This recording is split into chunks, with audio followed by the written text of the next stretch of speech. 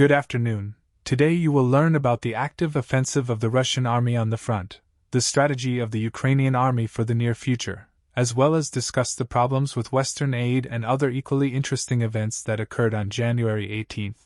Let's start with the situation on the Ukrainian front. The Russian Defense Ministry announced today that Vesela in Donetsk region has been taken under control. Ukraine has not confirmed the capture of Vesela. Over the last few days, the enemy has had partial success near Belagorovka in the Luhansk region. This is east of Seversk. We see a certain activation of the Russian army on the Seversk bulge on the eastern and southern side, where the Russian Federation claims to have captured Vesela. From Vesela, 4 kilometers to the west is another frontline village, Razdalovka, which is adjacent to the railroad that leads to Seversk. It also opens the way to the north towards the village of Vyemka, from which the railroad through the fields leads directly to Seversk.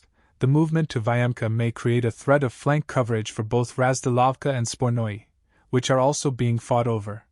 But the main possible target of the Russian offensive is the village of Svyato Pokrovskoye southwest of Seversk, which is one of the main supply roads to the city, and nearby are heights from which all routes west of Seversk can be controlled. However, the fighting in the Seversk direction has been going on for a long time since the year before last, but it can be seen that now the Russian Federation has become more active in this area, and the AFU will have to transfer reinforcements to it.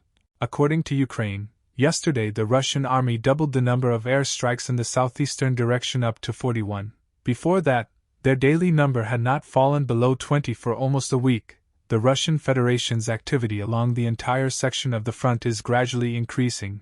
The graph of the number of military clashes, compiled according to the data of the AFU General Staff, indicates the end of the decline in activity that took place during the New Year holidays. The Russians continue to accumulate forces in many areas. The available forces, means, and number of personnel are threatening. At the same time, yesterday's information from Russian publics about the Russians advancing in Krinky was not confirmed. Telegram channels of the Russian Federation reported that this does not correspond to reality, and suggests that the rumors arose against the background of the disruption of supply to the AFU bridgehead due to the freezing of the Dnieper. At the same time, they claim that the number of Ukrainian military at the bridgehead has decreased from several hundred people to less than 100. Judging by the videos that are published from Krynok, there is not much left of the village. There is nothing left of Rabotino. The RF is conducting daily assaults here, losing between 3 and 8 soldiers every day, but they are being replaced by new ones. There are drones constantly circling in the sky. We don't have enough men left to mount a major attack. No one knows what will happen in a week, in a month. On top of that, Saigon Company commander lost 30% of his men killed and wounded in the last counteroffensive. The distance between the positions of the Russian Federation and the AFU here is about 100 meters. Because of the proximity of the positions, demining is impossible. We don't have enough drones to counter the Russians, we don't have enough ammunition, and we don't have enough men. Ukrainian troops are now reinforcing defensive positions around Orkhov, digging trenches and building bunkers to prevent a Russian attempt to break through to the north.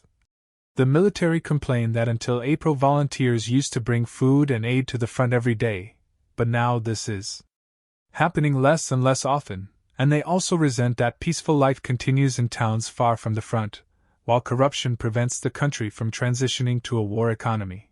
At night, air defense systems for the first time work near St. Petersburg. The Russian Defense Ministry said that a drone was intercepted in Leningradskia. Russian telegram channels reported that the AFU tried to attack an oil terminal on the shore of the Gulf of Finland. Publiki reported that there were 2 drones, but St. Petersburg media did not agree with this version.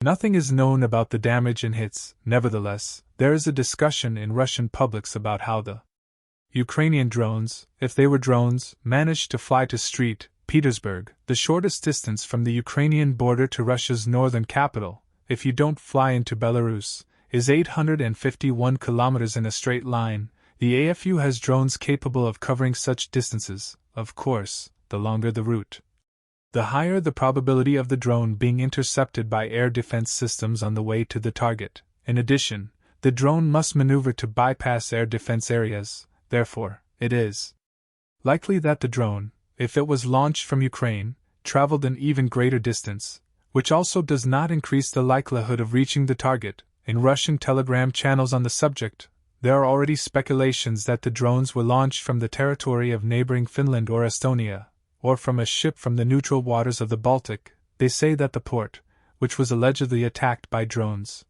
is located west of St. Petersburg, on the Gulf of Finland.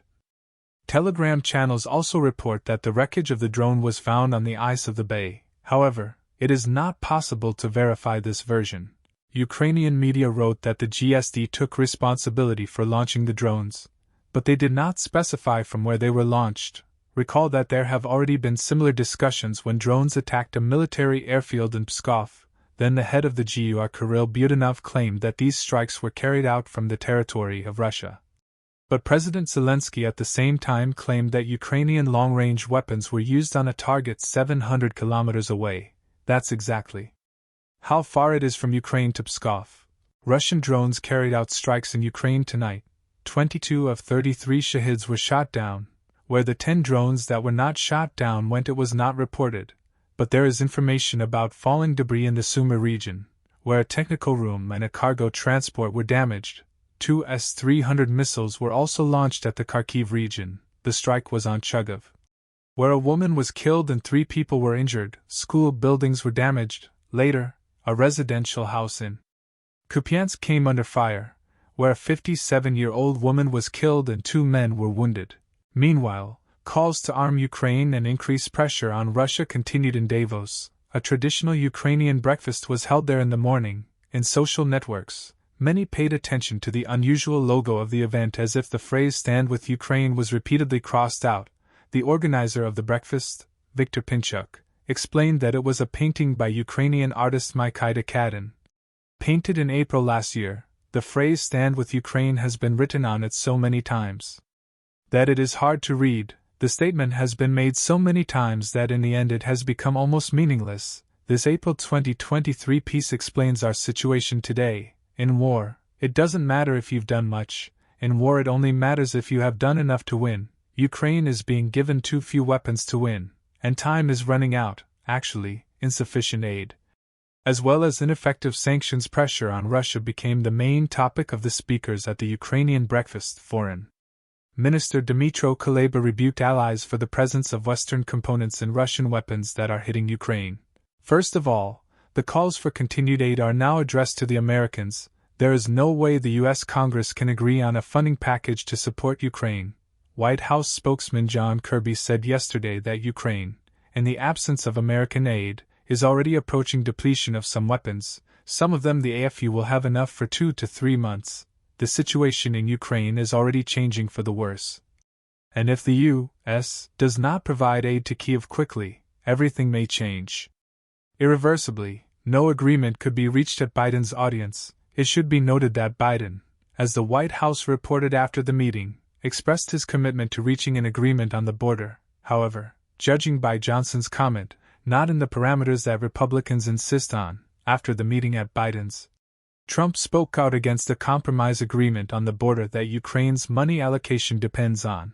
Senate Republican representatives say a compromise bill could come up for a vote as early as next week, but judging by Johnson and Trump's reaction, it's not certain it will satisfy the Republican majority in the House.